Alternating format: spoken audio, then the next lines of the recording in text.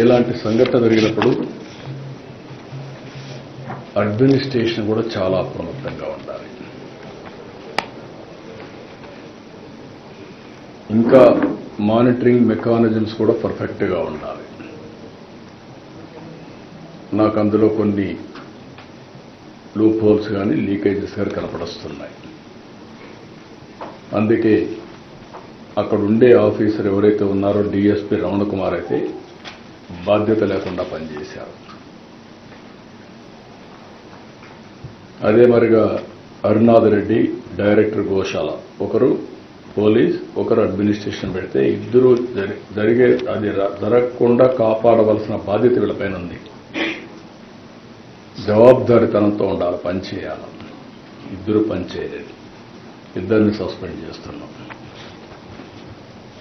ఎవరైతే ఆఫీసర్స్గా ఉండి ఎస్పీ సుబ్బరాయుడు గారు కానీ, జేఈఓ గౌతమ్ కానీ, సివిఎస్ఓ శ్రీధర్ ముగ్గురిని తక్షణమే ట్రాన్స్ఫర్ చేస్తున్నాం. మనమంతా బాధ్యతతో ప్రవర్తించవలసిన వ్యక్తులు. మన వల్ల ఇలాంటి జరిగినప్పుడు వీళ్ళు కూడా బాధ్యత తీసుకోవాల్సిన అవసరం ఉంది.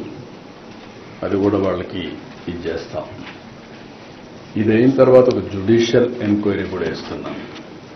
వాస్తవాలన్నీ అధ్యయనం చేసి నాకు గవర్నమెంట్కి రిపోర్ట్ ఇస్తారు. ఇలాంటివి ఎక్కడా జరగడానికి వీలు లేదు. గవర్నమెంట్ చాలా స్పష్టంగా ఉన్నాం. జరిగిన దానికి చాలా బాధపడుతున్నాం. ఇది కాకుండా ఇటు చైర్మన్ కానీ, ఇంకొక పక్క ఎగ్జిక్యూటివ్ ఆఫీసర్ కానీ, మేనేజ్మెంట్ అండ్ ఆల్సో ఎగ్జిక్యూటివ్స్ ఇంకా సమన్వయంతో పనిచేయాల్సిన అవసరం ఉంది. ఎక్కడ కూడా బోర్డు మెంబర్స్ కూడా ఇక్కడ ఉన్నారు. మీ అందరి మీద ఎక్స్పెక్టేషన్స్ ఉన్నాయి. నేను చాలాసార్లు చెప్తున్నా, మీ యొక్క వ్యక్తిగతమైనటువంటి ఆలోచన విధానాలు దేవునికి అప్రతిష్ట తెచ్చే పరిస్థితి వస్తే అందరం కరెక్ట్ చేసుకోవాల్సిందే.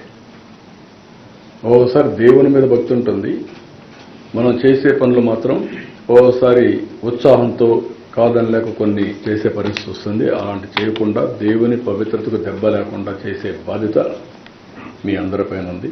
మీకు మనస్సాక్షి ఉంది. ఆ మనస్సాక్షిగా పనిచేయండి. అందరూ కలిసి అవసరమైతే మీరందరూ కూడా ఇన్వాల్వ్ అయ్యి ఒక్కొక్కరు ఒక బాధ్యత తీసుకొని ఒక సేవకులుగా మీరు సేవ చేయండి. పెత్తందారులుగా మీరు వచ్చి దేవుని దగ్గర చేస్తే మాత్రం చాలా చెడ్డ పేరు వస్తుంది. ఈ విషయాన్ని కూడా గుర్తుపెట్టుకోవాల్సిన అవసరం ఉంది. ఇవన్నీ నేను ఈరోజు చూసిన తర్వాత నా అబ్జర్వేషన్స్ ఇవి. దీని మీద చాలా స్పష్టంగా మరొక్కసారి ఇక్కడుండే అందరికీ విజ్ఞప్తి చేస్తూ ఈ పవిత్రతను కాపాడుతామని భారతదేశంలో ఉండే ప్రజలందరికీ విజ్ఞప్తి చేస్తూ, రాష్ట్ర ప్రజానికానికి విజ్ఞప్తి చేస్తూ సెలవు తీసుకుంటున్నా. అందరికీ నమస్కారం.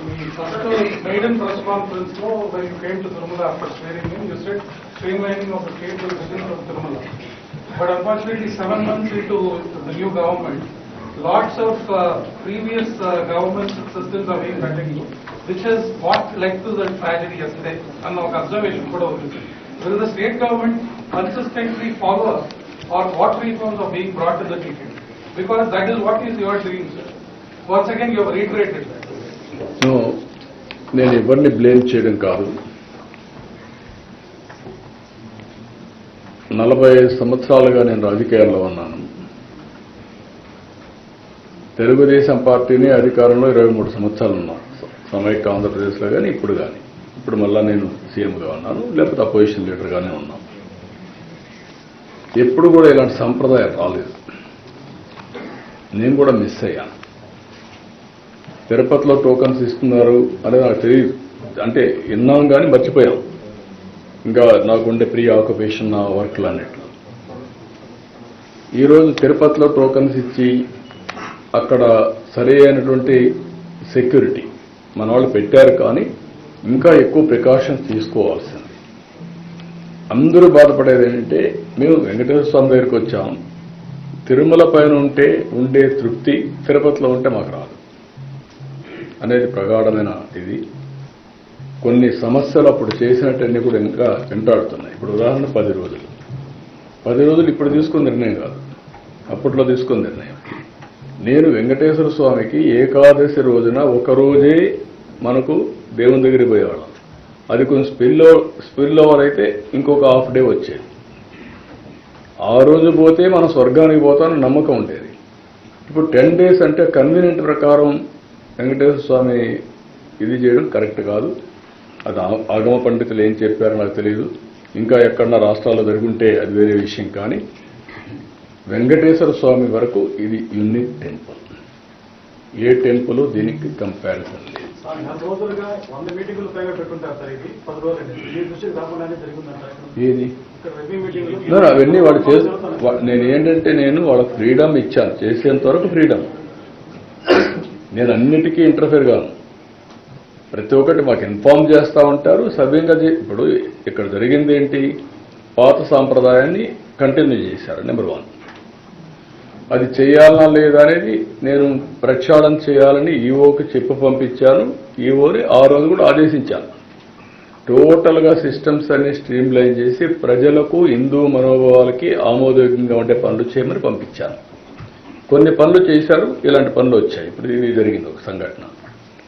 ఈ సంఘటనలో అక్కడ ఎగ్జిక్యూషన్కి ఎవరినైతే పెట్టారో వాళ్ళు ఫెయిల్ అయ్యారు. ఆ ఎగ్జిక్యూషన్లో ఒక హాఫ్ అన్ అవర్ 1 hour ముందుగానే క్యూలో పంపించుంటే ఇలాంటి సంఘటన వచ్చేది కాదు. Very simple observation. అక్కడ అడిగింది అడిగాను.